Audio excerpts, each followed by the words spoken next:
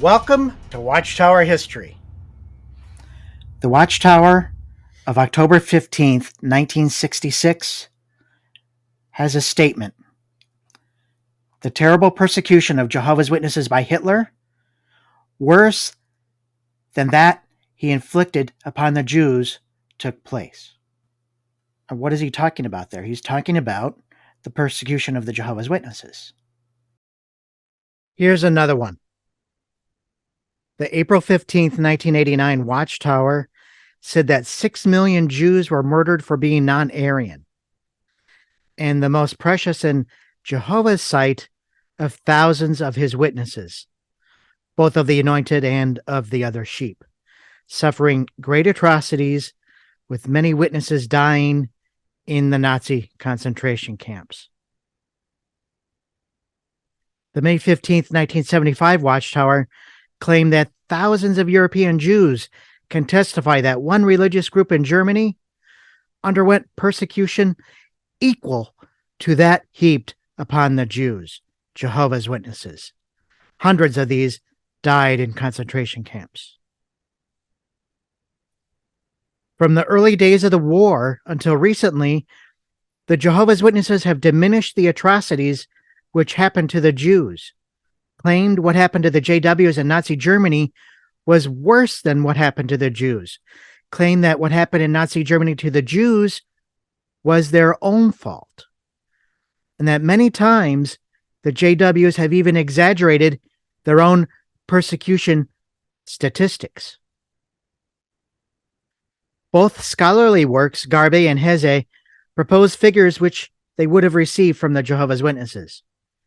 The May 15th, 1950 Watchtower suggests 10,000 JWs were put in the camps and 2,000 died. The July 1st, 1979 Watchtower suggests only 6,000 were arrested and 635 died in the camps.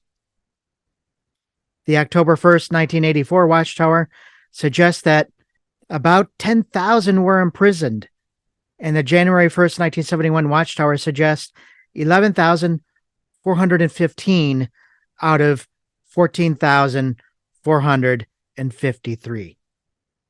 If that figure is true, Professor James Penton suggests that if only 11,000 remained loyal during the dark days of persecution, were practically all of them imprisoned? That may have been the case, but it seems unlikely. Current figures suggest 1,500 out of some 35,000 living in Germany and Nazi-controlled territory died in the camps, and close to 400 were executed. Even though their figures continue to change, but compared to the millions of Jews that were imprisoned and the 6 million who died, what the Jehovah's Witnesses suffered is not comparable to what the Jews suffered at all. Here's a little reality. Okay, Hitler persecuted Bible students and Jehovah's Witnesses for being pro-Zionism, as we showed, not for not refusing to hail Hitler. Okay, so stop and think about this, Jeff.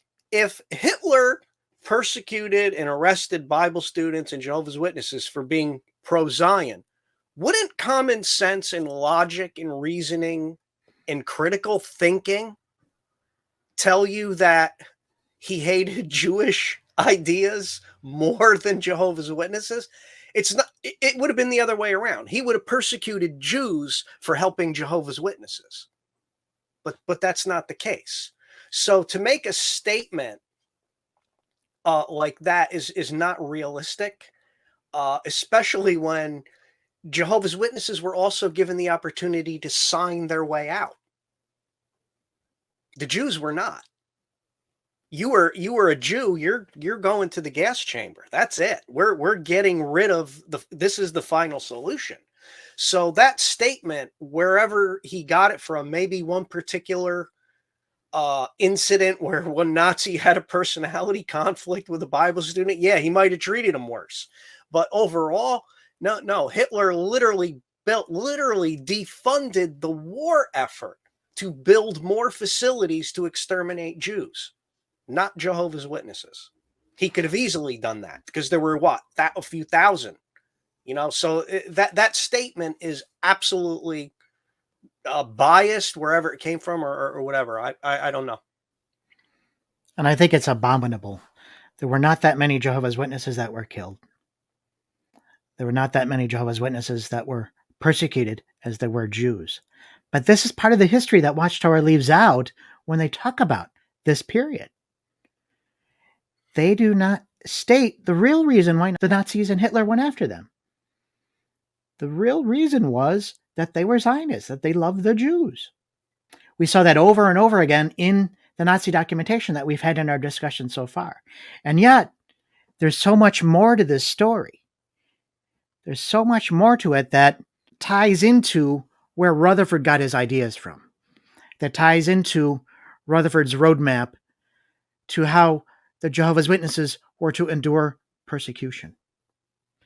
The whole idea that persecution was an evidence that the Jehovah's Witnesses were the chosen of God, and yet when the very primary and specific reason that they were persecuted was not because they were Jehovah's Witnesses, but because they had been Zionists, and they had changed their ideas just a few months before Hitler came to power, before Hitler would have even known they were on the same page.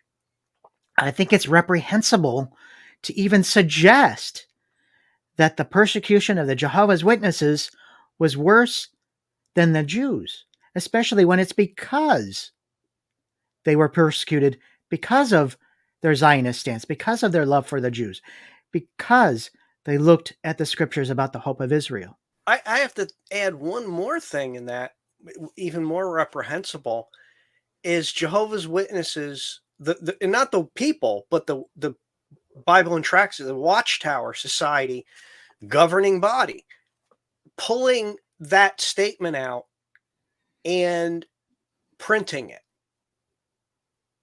For them to want that kind of credit, that they would print it in their own literature, that's really irreprehensible.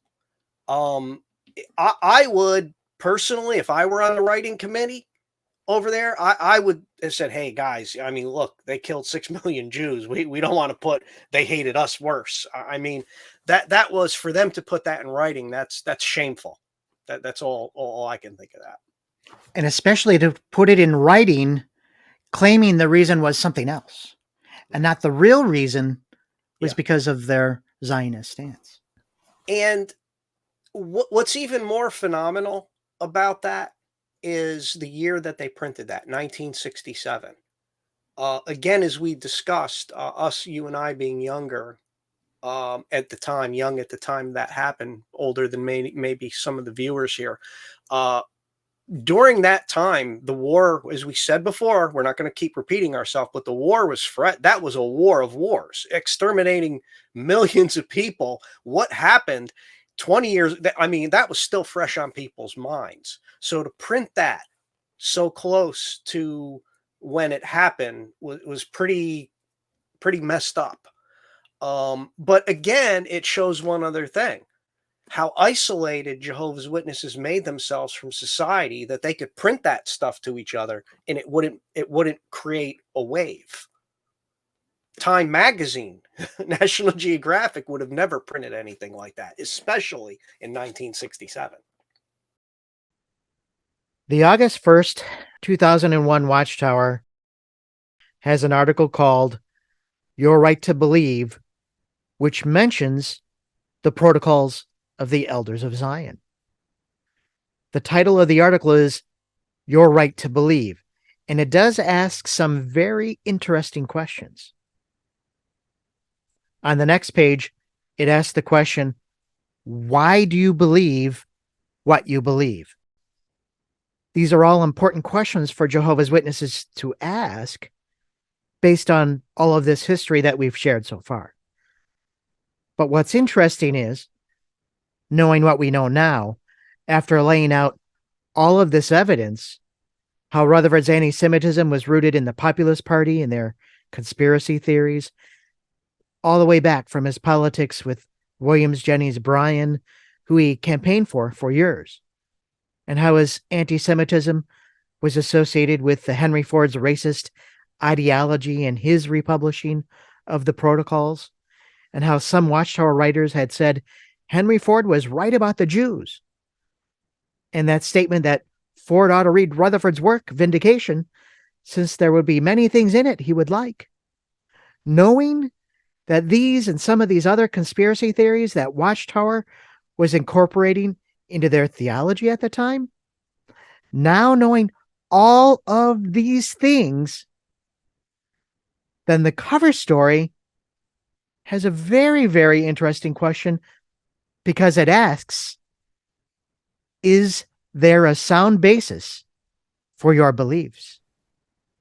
And these are all very important questions for Jehovah's Witnesses to ask after seeing all of this evidence. And the most ironic, oddest part of that is using that and as an example of what do you believe, why do you believe? Of all things, they show it as an example.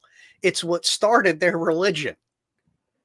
I mean, you couldn't plan that if you tried. I remember when we were originally researching this, I had all these questions. Why did he say this about Ford? Why did he say this? Why did he say that? I couldn't quite put it all together, but it connected for you. And you said, oh, that's what Rutherford did. He built a religion out of these conspiracy theories and his politics. The cover of this magazine asks that perfect question. Is there a sound basis for your beliefs? Knowing that Watchtower's replacement theology is based in these anti-Semitic conspiracy theories, and all of these are forgeries, is there really a sound basis for Watchtower doctrine? So now they told you to research and investigate and for yourself in past articles to find out if everything is true. And now they're asking you, what do you believe? So now that you've watched and researched, more or less, we've kind of laid out in quite a diagram, quite a chart, what the origin, the dates, times, places, uncounted evidence that was put on the screen for all this. And if anyone can think it's coincidental or it's just trumped up or something, it's you really need to reevaluate your core belief and what you're thinking and how you think, even probably. Yeah, I can't believe they actually bring up in that article their own they're bringing up in their own article about what you believe and why you should believe it, using the very articles of the foundation of the religion itself. You can't make it up. They just you almost wonder if the only conspiracy going on is that they know what they're doing and they're rubbing it in your nose with an article like that right in your face. I don't know what to think. I think it's more ironic and even more sad, more disconcerting that they don't really know. From all of our research, we know that they really don't know their history all that well. And who's ever suggested what we're suggesting? Has anyone suggested this in the past? Nobody. Even Penton, who wrote the Jehovah's Witness history book, Apocalypse Delayed, and also Jehovah's Witnesses in the Third Reich, even Penton said he was thunderstruck by what we found through these connections that we've made historically, and by all these thousands of slides and documentation that we've put together on the subject. I think it's more depressing that they pointed out the protocols here and asked these questions in this article, not realizing that it's part of the foundation for what Rutherford was teaching.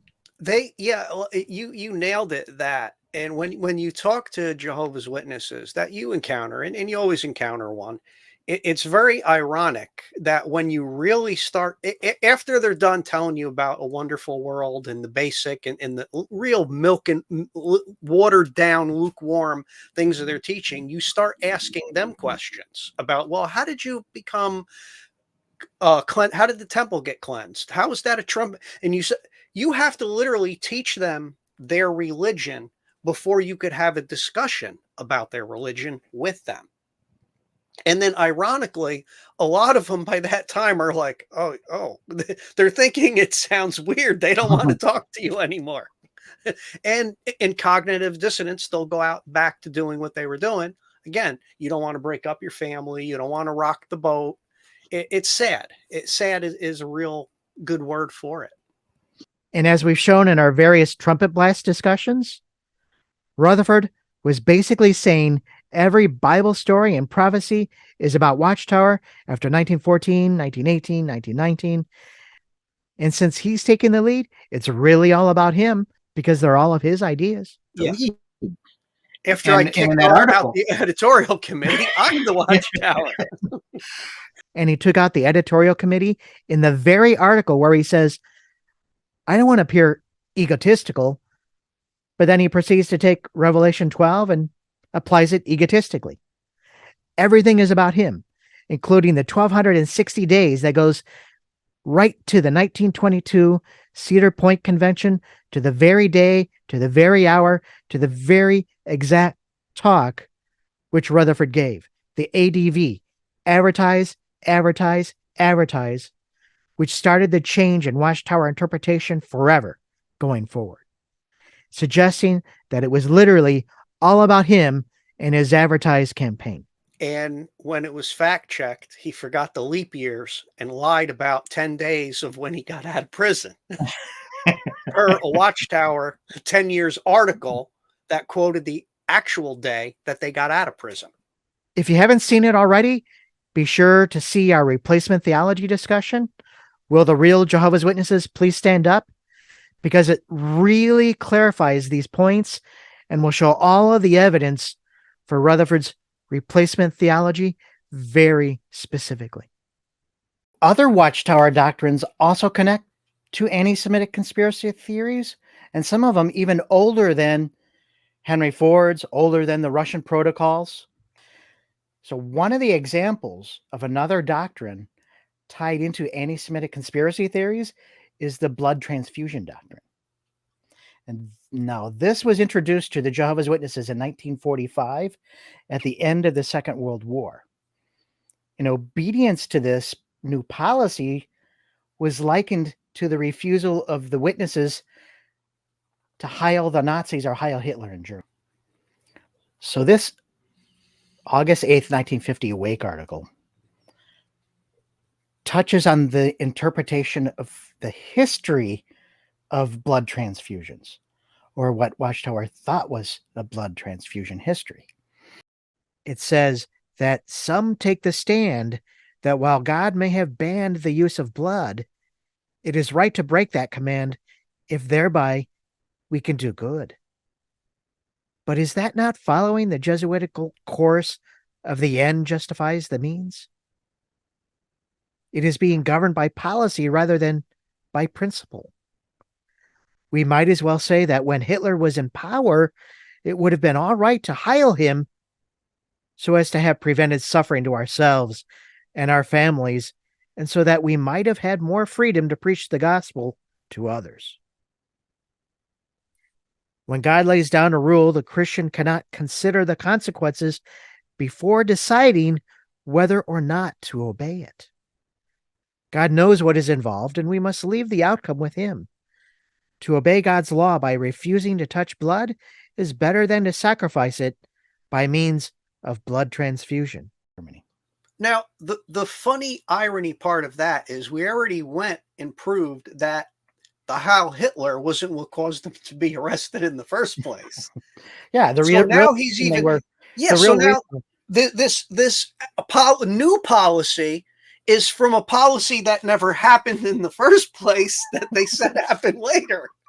So the real reason, as we have shown on screen and documented, was for being tied with Zionism and connected to the Jews and supporting that.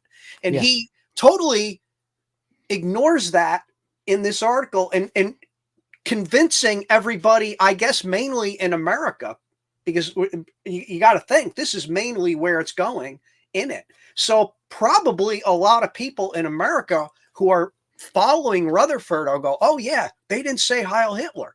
My grandmother believed that. So they're just repeating what they're hearing from the Watchtower. And once again, where did it come from? And now remember, this is 3 years after Rutherford died. Watchtower still believed this stuff. Mm-hmm. And also remember, when they publish Let God Be True, the first edition of that book, they said what happened in World War II and the Holocaust to the Jews was their own fault. And they'll never have a homeland. And then what happens? After they get a homeland, Watchtower has to update the book, and they say basically the same thing. Anti-Semitism. This anti-Semitism continued through Watchtower because it was the very foundation of Watchtower. And this is almost Noor trying to do what Rutherford did when he took over the organization. He's going to give something that shows we're the righteous ones. So in his own right, although there's not the dirt on Noor that you can find on Rutherford, and his habits were more moderate and modest and all that, we'll give credit where credit is due.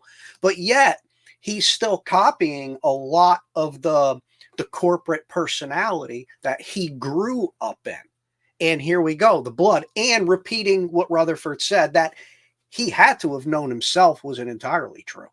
And remember, Freddie Franz is the one who's writing a lot of this stuff during the Noor presidency. He was the oracle, as they called him. He knew Rutherford's writings inside and out. He even helped Rutherford. So it would make perfect sense that Rutherford's ideas continued on into the organization, and some of that blatant anti-Semitism was still in the organization and very obvious right after the Second World War, right after the Holocaust. The May 1st, 1950 Watchtower has an article further on blood transfusion. It says, "The foregoing, please, is not any sectarian opinion of ours, setting down any ironclad rules of conduct governing human beings, the distinguishing signposts of apostate religion, but is the statement of the writer of the newspaper or magazine article. It may be true, as you say, that one Roman Catholic Pope banned blood transfusion, and yet another Pope claimed to be just as infallible as the other, tried blood transfusion, causing the death of the donors, and today Roman Catholics likewise resort to the same medical practice. We do not know why Catholics reject the ban of an infallible Pope, but our position against transfusion is not dictated by the ban of that Pope. Our appeal is to the Holy Scriptures." Watchtower suggested that since the Catholic Jesuits accept blood and the witnesses didn't want to be anything like them, that therefore they should refuse anything the Jesuits did. And they claim that the popes changed their mind on blood transfusions, then therefore they shouldn't be trusted because they change their minds so often. Now we don't even need to say anything further on that. I mean, for the Watchtower to condemn someone because they changed their prophecies, it's just, I mean, it's just you can't make it up, as we've said before. And all one has to do is go to their website and look up the Beliefs Clarified page, and you can see from year to year to year where they're giving a summary of how much has changed. And that's not even a full complete list. You could go even further into that list in the years that they don't even mention. There's a lot of things that they don't mention. Now, isn't there a softer view right now, currently, like it just recently happened, on the who gets to survive Armageddon? Okay, stop and think about this. Jehovah gave Rutherford the Holy Spirit to decide he's going to destroy everybody at Armageddon who isn't a baptized Jehovah Witness.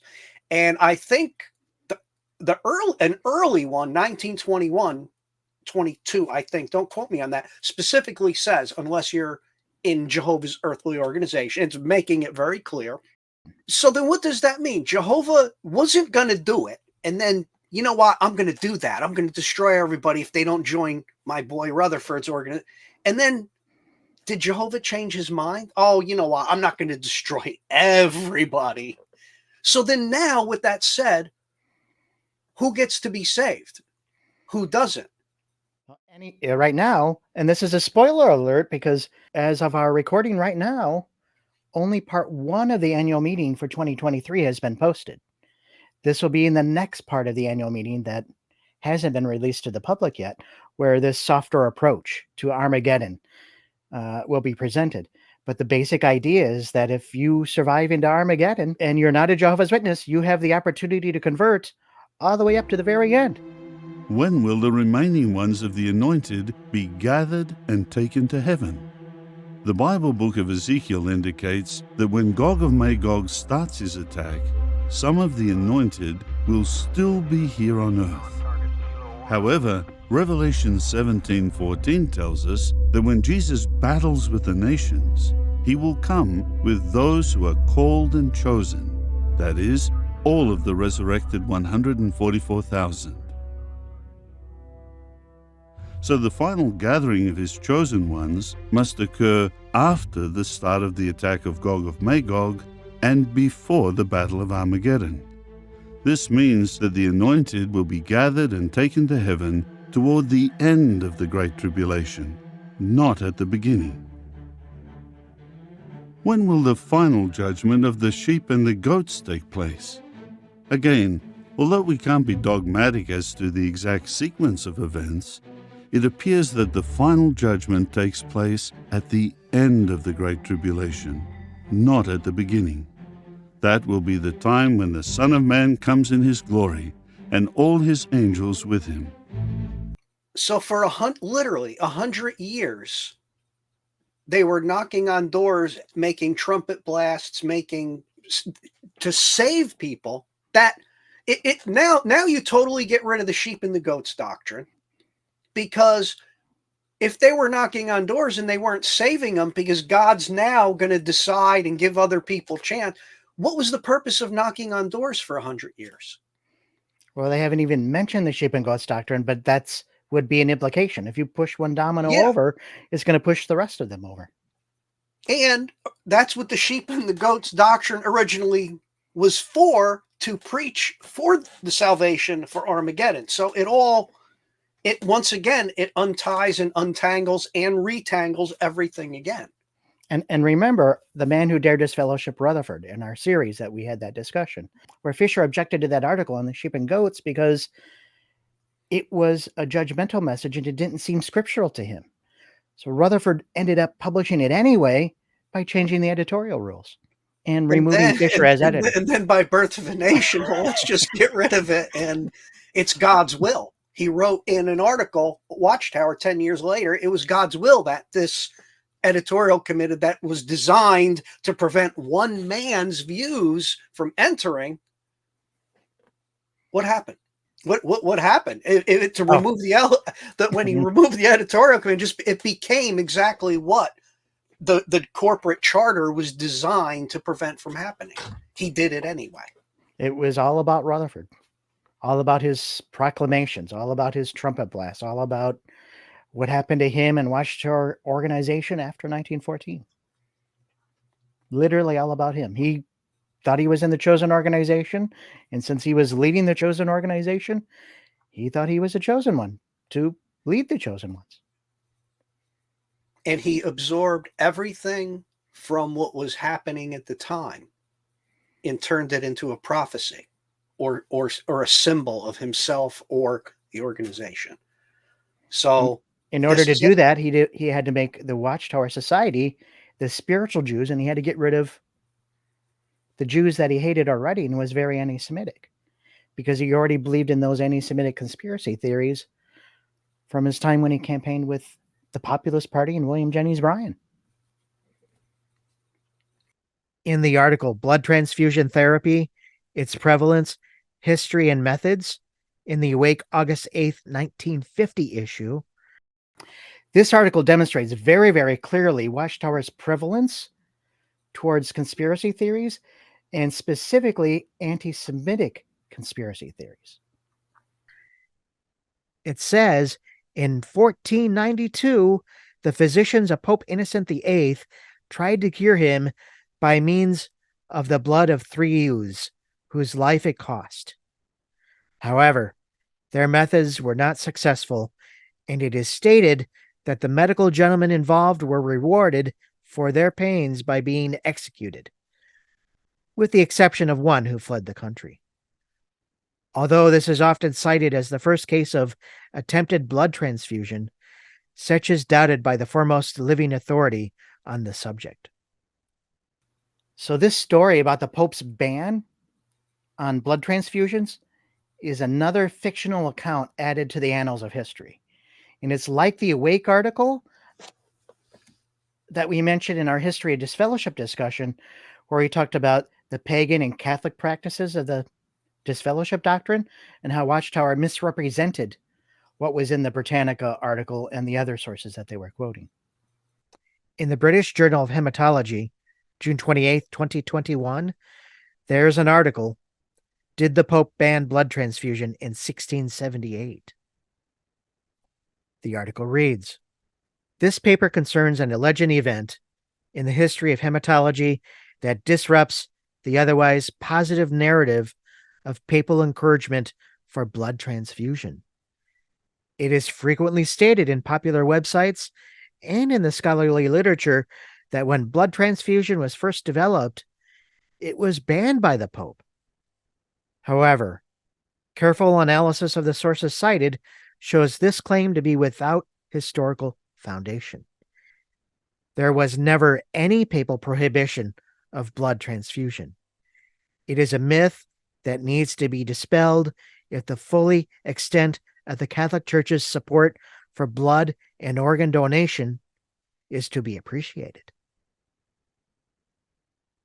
The story about the Pope originated in a Middle Ages anti-Semitic conspiracy theory about Jews ingesting blood, even though it was strictly forbidden by Jewish law. In Leviticus 17:12, it says, that is why I have told the Israelites, no one among you, not even a resident alien, may consume blood. I would take this as a better source over Watchtower or Awake in that. The quote shows that it is, like it says, word for word, without historical foundation. There was never any papal prohibition. And once again, the rumor, the Jews, the Jesuit, you know, going back to where it all started. And again, if you stop and think, one of the other thing about the cabal and the Jewish conspiracy where they were drinking Jewish children's blood, which eating blood was forbidden anyway in the Jewish law. So a lot of this stuff is just people making it up, and it's getting viral and passing along. Well, as they passed this story around, the result of this was that the Jews ended up getting banned in several countries. They ended up getting killed. There were pogroms. There was severe persecution on the Jews because people believed this stuff. They believed this garbage. And it caused them to commit violent acts. Just like Hitler and the Nazis in World War II. They believed this stuff. Just like Ford. He believed this stuff. Just like Rutherford. He built a religion out of this stuff. An entire religion based on anti-Semitic conspiracy theories. And anti-Semitic conspiracy theories that were literally based on a forgery. Multiple forgeries. And he believed them, and he formed it, and it is the foundation. And this is the religion. And like we've said before, how can you say what you believe is true if it was based on forgery, two, the falseness of what he derived the truth from cannot become a truth. As the scripture will use their own scripture, Satan is the father of the lie, and Watchtower say, what good could come out of Satan's lies? Yeah. So what good could come out of these lies? Well, look, shunning deaths, medical issues going on. I remember when I was a boy, one of the people that my grandmother knew, this is when heart transplants were becoming big and starting, and blood transfusion, for heart things that needed. Man died. You're a cannibal if you eat, take another. Now today you could do it. And it reminds me of something very funny, a little off note, that I've kidded people about. I remember reading, it was big when I was a boy. Don't go to garage sales because you could get demonized, possessed things, and it'll enter your home. And then I saved it because I forgot. I think they left it at my door, and I opened it up and I looked at, oh my God, it's now suggesting to go to garage sales because you could save money. So would demons not go to garage sales and thrift stores anymore? I mean, that's the whole logic behind it when you think about it. And that same logic applies to a blood transfusion. Oh, because the Jesuits are doing it, we're not. Oh, we heard a story of a pope who killed people who died because of his transfusion. That's because like of the a Jew, birthday. the Jewish doctor Yeah. is the claim. Yeah, And that's like the false claim. birthday. We don't celebrate birthdays because John the Baptist or someone was killed on a birthday. Okay, where's the logic and everything else? So you have it. In Watchtower, the Jehovah's Witnesses have had so many deaths because of their ban against vaccinations in the early years, because of their ban against organ transplants in early years, and also because of their ban on transfusions. We're sad to report that one of our viewers who was reviewing our videos before we posted them to the public, he recently passed away, and the issue of blood transfusion came up. And being a PMO, it was a very difficult issue for him and his wife. And the elders threatened him that if he survived the surgery, that there will be repercussions. But unfortunately, he did not survive, and we've lost a good friend. He's the friend that I received the 1934 yearbook of Jehovah's Witnesses from, that has the Declaration of Facts from Rutherford to Hitler. No, just think of that. There's so many levels on that. Okay, somebody's going in for major surgery. Instead of wishing them luck, wishing them, hey, we're going to get you when you come out if you survive this. Yeah. I mean, what type of people would do that? Words can't even describe that. And sadly for the individual who passed away, that was on his mind. Oh my God, what do I do? And my family's gonna suffer. It's just wrong on so many levels. And while we're on the subject, of blood, let me just throw this out there. I would actually have more respect for the Jehovah's Witnesses if they took the stance of blood they did when they started. You can't have any.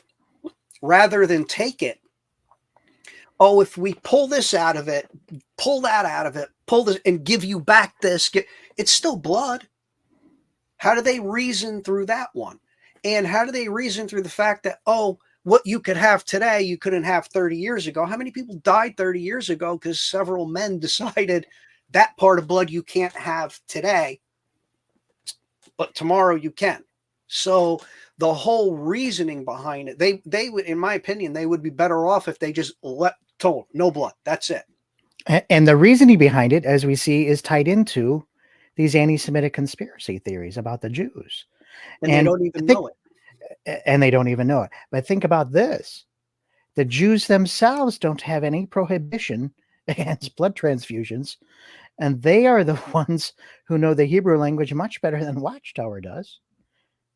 That you have to think, you have to wonder, why is Watchtower avoiding or prohibiting transfusions and using anti-Semitic conspiracy theories as one of the foundations of their doctrine? It's abhorrent.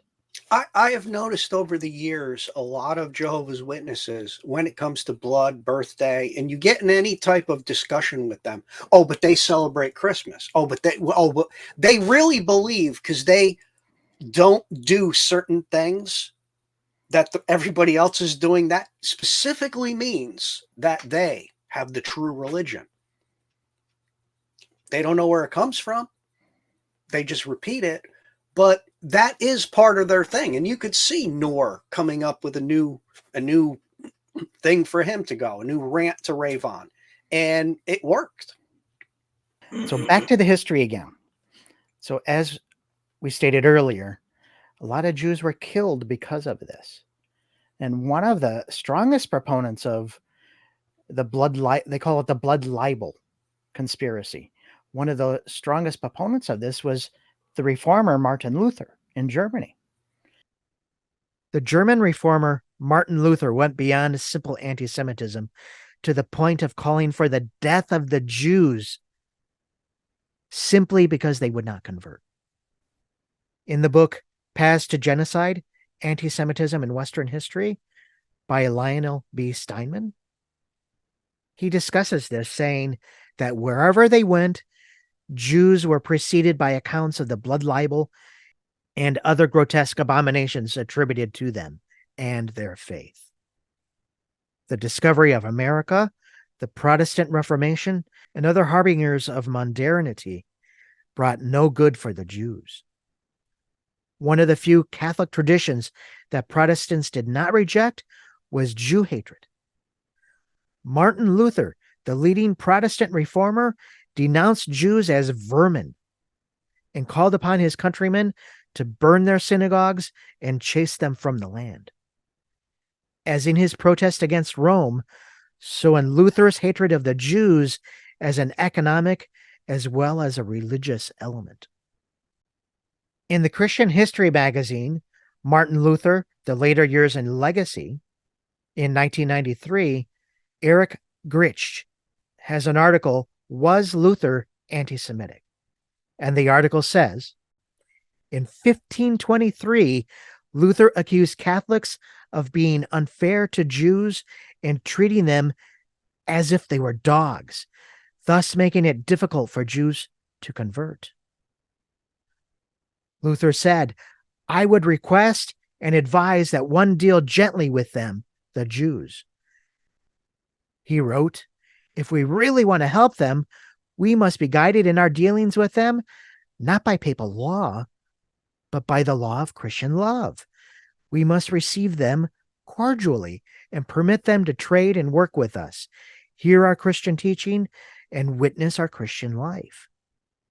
If some of them should prove stiff-necked, what of it? After all, we ourselves are not all good Christians either. 15 years later, however, rumors of Jewish efforts to convert Christians upset him, and he wrote a treatise venting his frustration. In it, Luther concluded that converting Jews had become hopeless.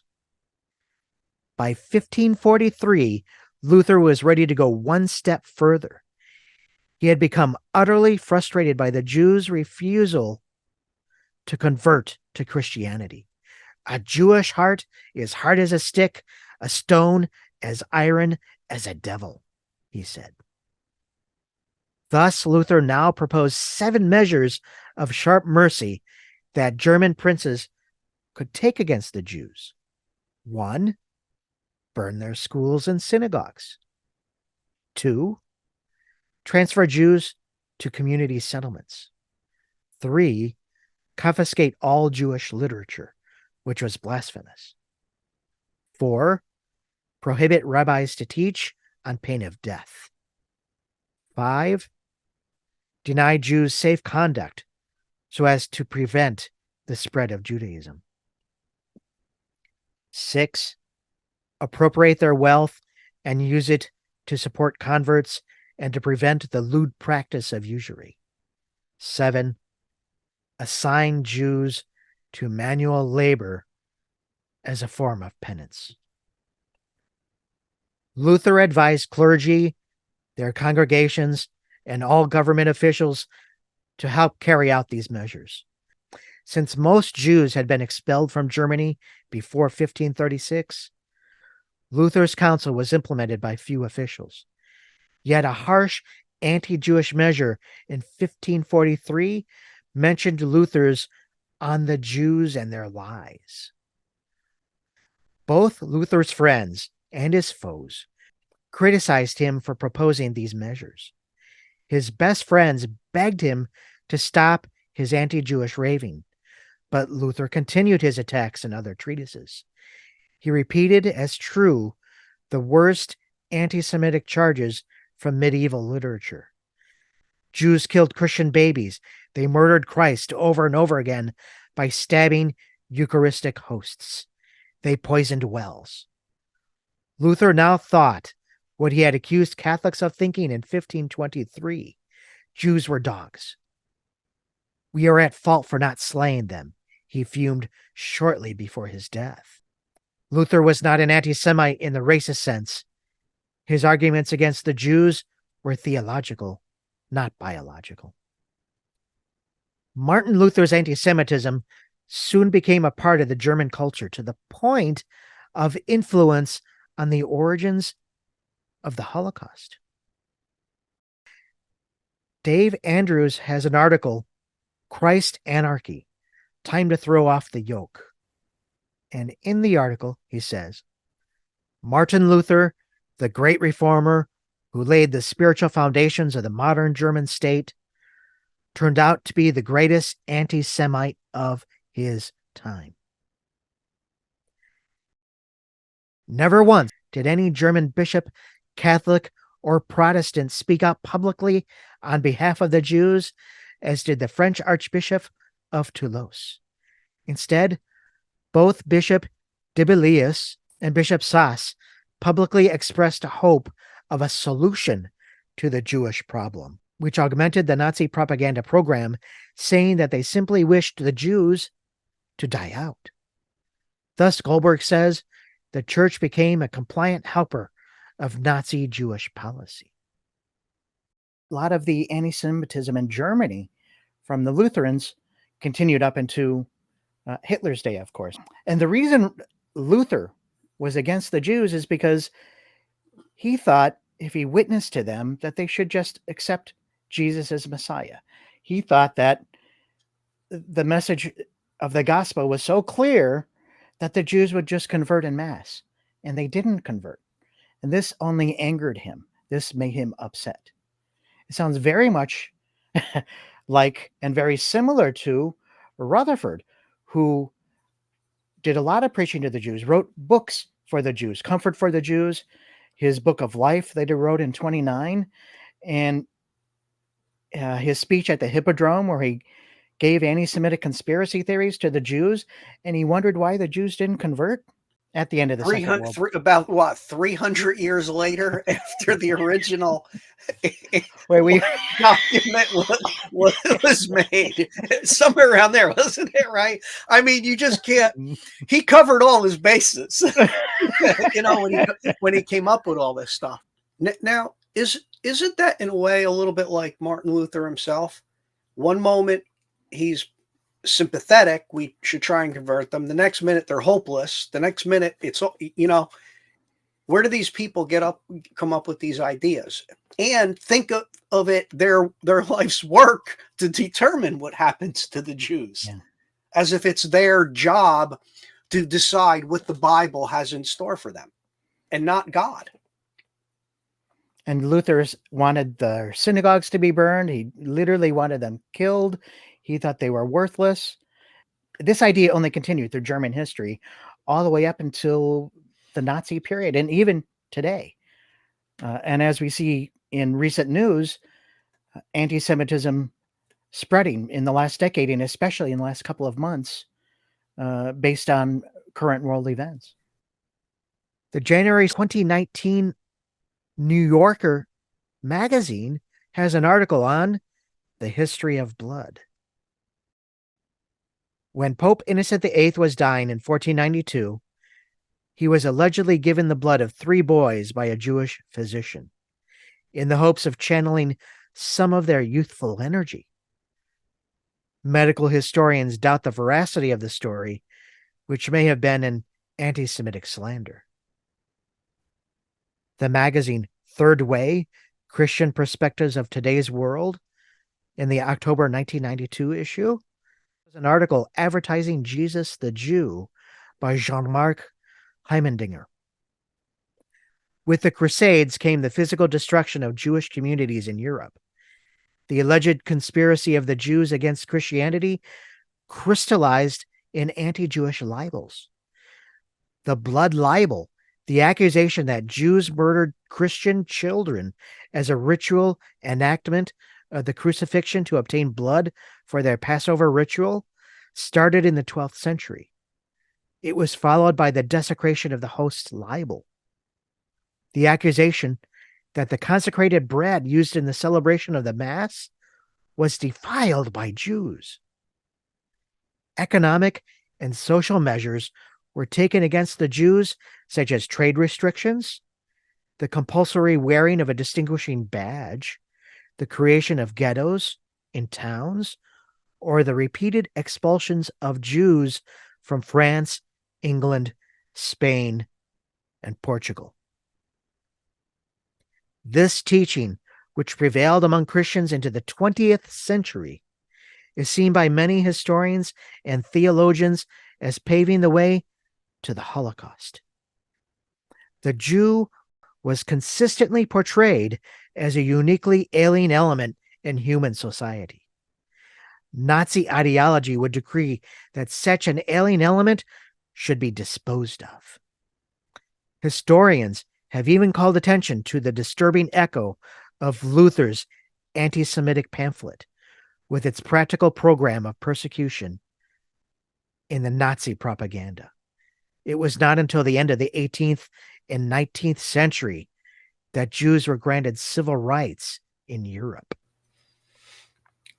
And the irony of it is that Luther's anti-Semitism himself became a part of the German culture. I mean, and remember, the world was smaller then, and the church had more control. So when you had to go to church, because if you didn't, you were something could happen to you, and that's where your village was. That's where that personality took over. It's like going to Bethel.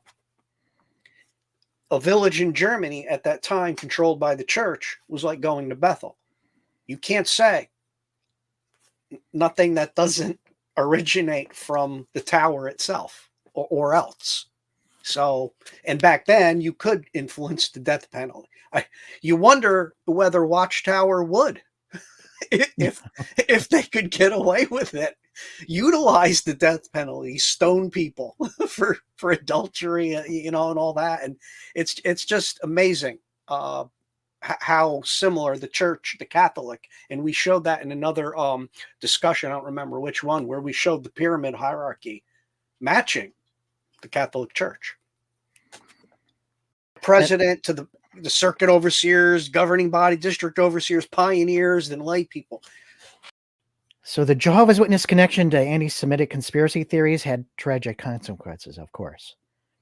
Hitler mistakenly targeted the witnesses as Zionists, and they had changed their view just a few months previous, if you remember our previous discussion. And that led to their persecution and death. And this contributed to the Jehovah's Witnesses' persecution complex, which for them was proof of them being the chosen organization.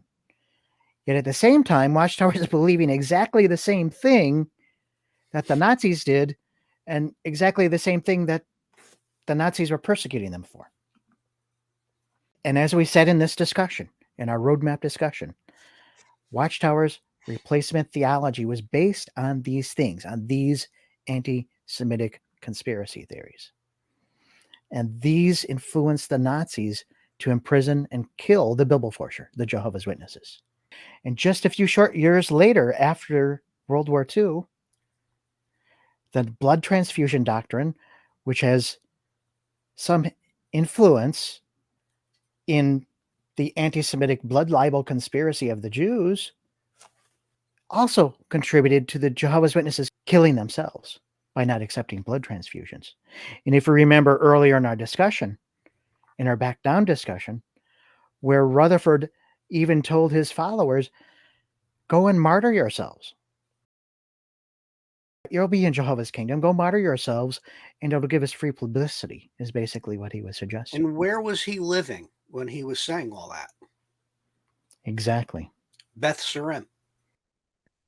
President Ronald Reagan spoke about this aspect of anti-Semitism at the site of the future Holocaust Museum in 1988.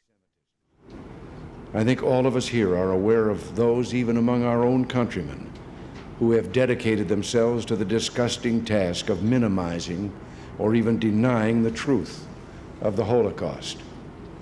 This act of intellectual genocide must not go unchallenged, and those who advance these views must be held up to the scorn and wrath of all good and thinking people in this nation and across the world.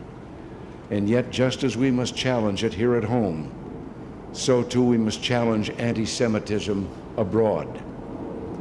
We know that in certain nations, an infamous and fraudulent document called the Protocols of the Elders of Zion is still being distributed and in some cases taught in school. This, the most profoundly cynical piece of anti-Semitic filth ever produced, is full of libels toward the Jewish people, particularly the horrifying blood libel. We must send the message out to all the world. A blood libel against the Jewish people is a blood libel against all humankind, and no decent person will stand for it.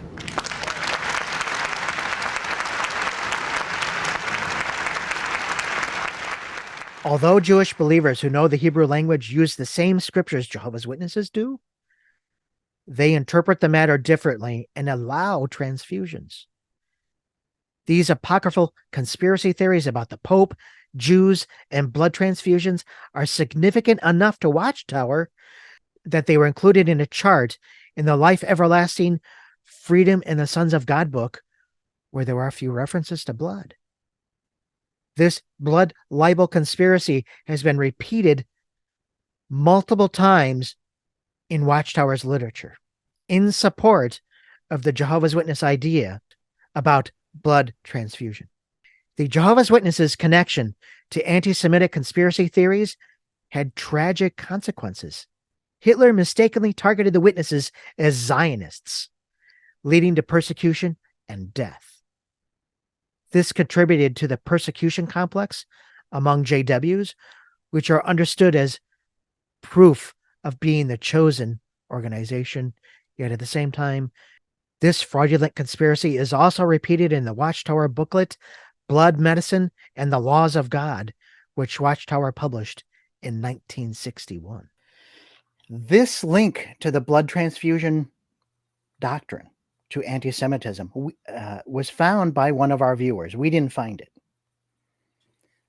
Larchwood on Twitter is the one who discovered this, because we shared some of these ideas, some of these concepts with Larch. And like we said, once you see it, you can't everything else stands out. So then it clicks. Oh, wait, there's Jesuits here. It all just comes together. And I'm sure people are going to find more if they do their own reading and research with this stuff in mind. And once we showed this to Larch went and did more research and was able to share several things with us. And so we have to give credit to where credit is due. This idea came from Larchwood and is much appreciated. Thank you. So another tie to Watchtower and Rutherford's anti-Semitism was the famous